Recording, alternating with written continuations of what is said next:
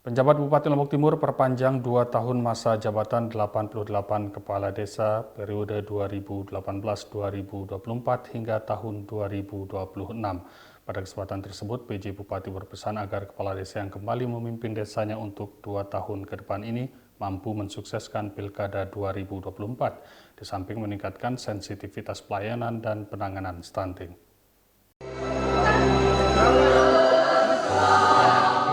Penjabat Bupati Lombok Timur kukuhkan 88 Kepala Desa 2018-2024 yang masa jabatannya berakhir pada bulan Februari 2024 menjadi Kepala Desa kembali untuk perpanjangan masa jabatan 2 tahun terhitung mulai tanggal 13 Mei 2024 hingga 12 Mei 2026, Senin pagi 13 Mei di Pendopo Bupati Lombok Timur.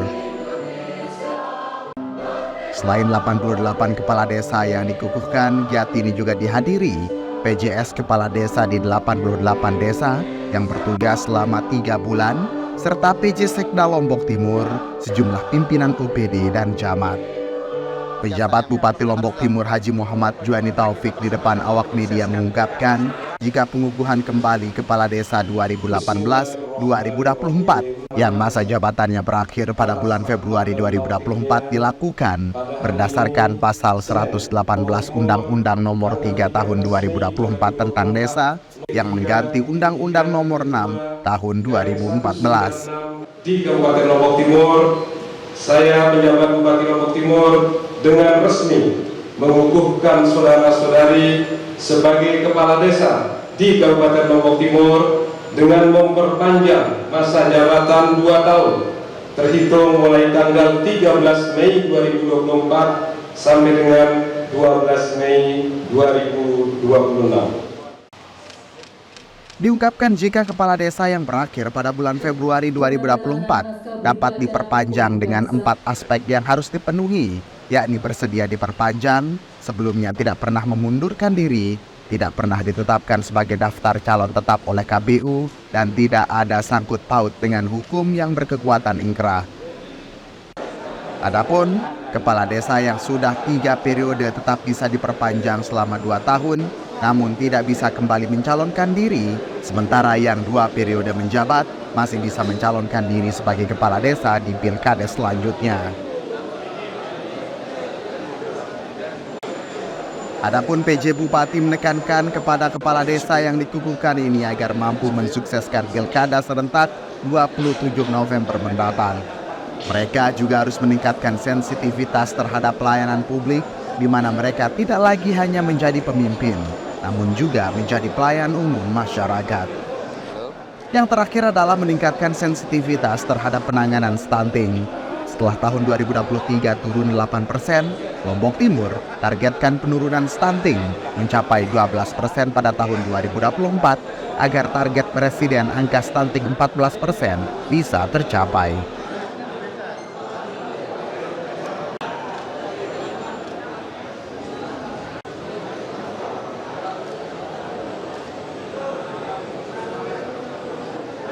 Harus dilakukan. Itu bagaimana kita bersama-sama menyukseskan Pilkada serentak yang hari hanya sudah ditentukan oleh KPU tanggal 27 November 2024. Yang kedua, saya minta meningkatkan sensitivitasnya terhadap pelayanan publik.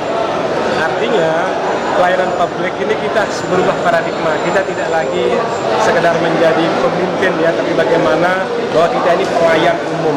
Seperti saya contohkan, tidak mesti warga kita harus datang baru kita layani.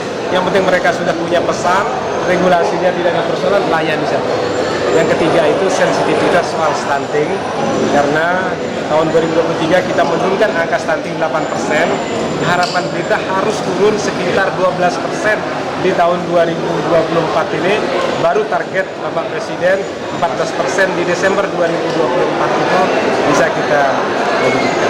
3 poin itu. Tadi saya jelaskan, berdasarkan pasal 118 Undang-Undang 3 2024, di sana dikatakan bahwa pertama, Kepala Desa yang berakhir di Februari itu dapat diperpanjang. Nah, kita cek yang berakhir di Februari, yang berakhir di Februari itu memang lebih dari 88.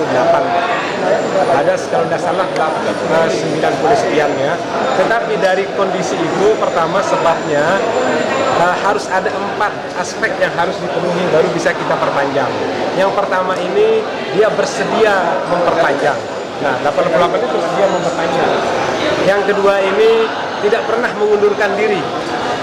Nah, yang ketiga tidak pernah ditetapkan sebagai caleg oleh KPU. Ada beberapa kepala desa yang berakhir Februari, tetapi untuk dia terdaftar sebagai DCT, daftar pemilih tetap, daftar calon tetap, kan syaratnya harus mundur.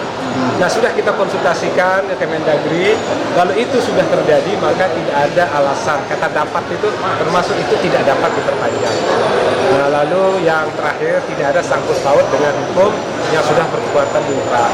Misalnya Dari 88 kepala desa yang diperpanjang masa jabatannya selama 2 tahun ke depan, Kaopik ungkapkan jika terdapat 90-an kepala desa yang sebenarnya mengakhiri masa jabatannya Februari lalu. Namun karena beberapa kepala desa mencalonkan diri sebagai anggota legislatif dalam pemilu beberapa waktu lalu, serta ada kepala desa yang meninggal dunia, maka hanya 88 kepala desa saja yang melanjutkan kepemimpinannya hingga 12 Mei 2026. Suyut Saputra Bakti melaporkan.